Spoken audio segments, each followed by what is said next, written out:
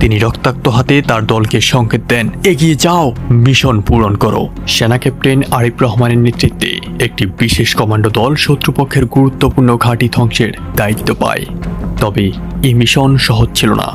বলছিলাম এক যুদ্ধের কথা। বিপরীত দলের শত্রু সংখ্যা অনেক বেশি, সাথে প্রযুক্তি উন্নত এবং সময়ও খুব সীমিত। এটি ছিল এক অন্ধকারের অভিযান।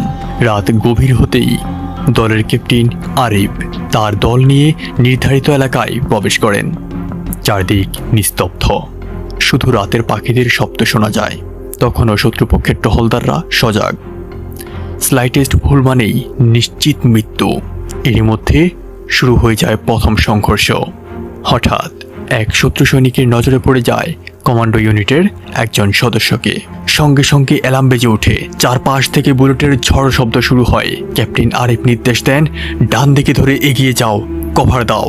কমান্ডোরা প্রশিক্ষিত, তাদের প্রতিটি গুলি লক্ষ্যভেদী।